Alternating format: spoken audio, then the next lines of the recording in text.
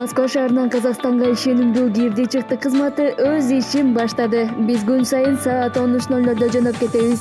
Жолго чыгаар алдында документиңиз кара тизмеде бар жогун текшерип, баарын тактап анан жолго чыгабыз. Биздин тажрыйбалуу айдоочулар сизди жолдо чарчатпайт, эсен аман алып барып келет. Машиналарыбыз таза жана ыңгайлуу. Биздин дарек метро Серпуховская, ошондуктан тажрыйбалуу өз ишин мыкты билген Жодорбек Бакеге чалыңыздар, жазыңыздар. Байланыш номери 89 255 453 837. Биз 24 саат бою байланыштабыз. Бишкек Ош жолунда жол кырсыгы катталып, 6 адам каза болду. Жалал Абад облусунун Кара Көл шаарында жол кырсыгы катталып, анын кесепетинен 6 адам каза болду. Мындай маалыматты Супер KG порталына өздүк булактар кабарлашты. Билдирүүгө ылайык, жол кырсыгы 19 ноябрда болгон. Анда Бишкек Ош жолунун 374 чакырымында Ford Transit унаасы менен Scania жүк ташуучу унаасы сүзүшкөн. Кырсыктын кесепетинен окуя болгон жерден 5 адам каза болгон. Ал эми Ford Transit унаасынын айдоочусу ооруканада өзүнө келбей каза болду.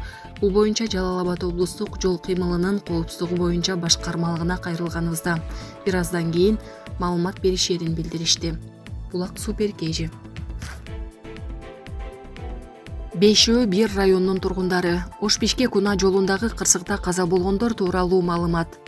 Кечээ 19 ноябрда Бишкек Ош жолунун 374+500 чакырымында Баткен облустунун Кадамжай районунун Бирлик айылынын тургуну 1968 жылы туулган Жаран Ford Transit үлгүсүндөгү унаасын Бишкек багытынан Ошто көздөй башкарып бара жатып, алдындагы оор жүк ташуучу унаадан оозуп өтүп, карама-каршы тилкеге чыгып барып, Ош облустунун Кара Суу районунун Жоош айылынын тургуну 1992 жылы туулган Жарандын башкаруусундагы Scania R420 үлгүсүндөгү унаасын сүзгөн. Кесепетинен 6 адам каза болгон. Каза болгон жарандар: Баткен облусунун Кадамжай районунун тургуну 1968 жылы туулган Ford Transiттин айдоочусу. Кадамжай районунун 1972 жылы туулган тургуну аял киши. Кадамжай районунун 1994 жылы туулган тургуну. Кадамжай районунун 1967 жылы туулган тургуну. Кадамжай районунун 1972 жылы туулган тургуну аял киши. 56-70 жаштагы аял кишинин өздүгү тактала элек. Булак Сереп KG. Коңшу Казакстанда президенттик шайлоо өтүүдө. Бүгүн 20 ноябрда коңшу Казакстанда мөөнөтүнөн мурда президенттик шайлоо өтүүдө. Бул тууралуу казак басылмалары жазышты.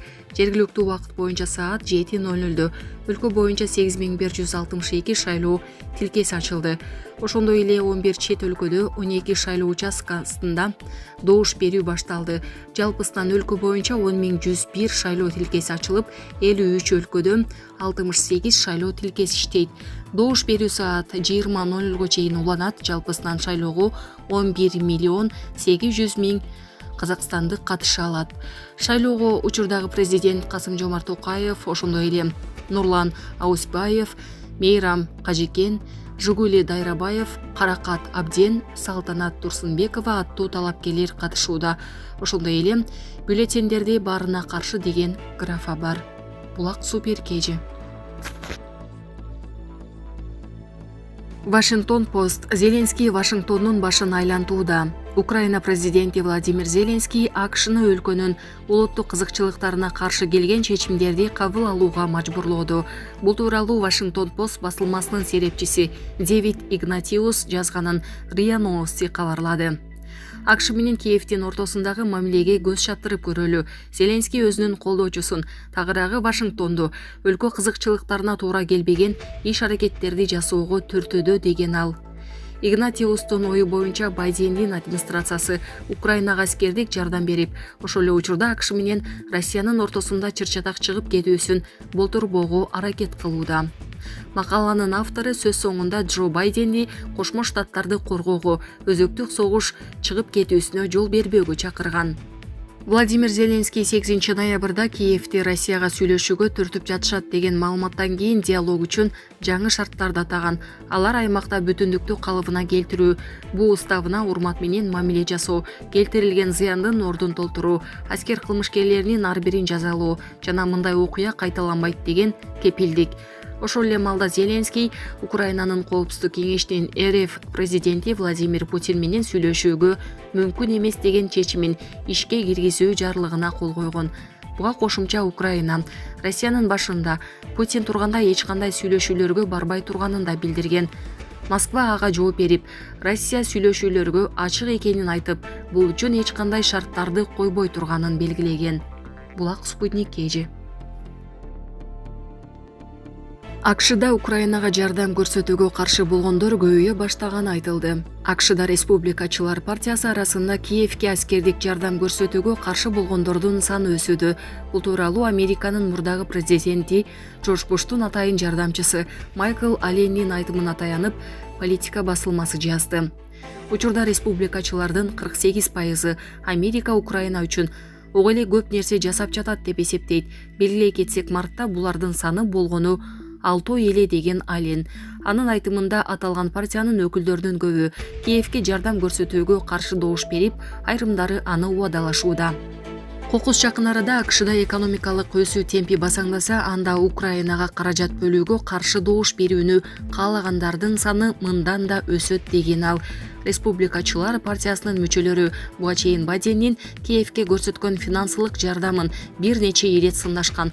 Алар эгер шайлоодо жеңишке жете турган болсо, буга катуу көзөмөл кыларын убадалашкан.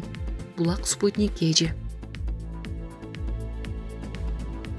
Бүгүн Катарда футбол боюнча дүйнө чемпиондугу башталат. Бүгүн 20 ноябрда 4 жылда бир келүүчү футбол боюнча дүйнө биринчилиги старт алат. Бишкек убактысы боюнча саат 21:00 дүйнө чемпиондугунун ачылыш аземи болот. Саат 22:00 Катар курамасы менен Эквадор курамасы дүйнө биринчилигин ачып беришет. Бул оюн Аль-Хаур шаарындагы 80 000 көрүүчү бата турган Эл Байт стадионунда өтөт. 2022 жылкы дүйнө чемпиондугун өткөрө турган өлкө 2010 жылдагы добуш берүү аркылуу аныкталган. Ага Австралия, Япония, Түштүк Корея, АКШ жана Катар катышкан. Акыркы 4-чү турга АКШ менен Катардын арыздары тандалып алынган. Анын ичинен Катар 14 добуш менен 8 каршы дүйнө чемпиондугун өткөрүү укугуна ээ болгон. Булак Супер KG.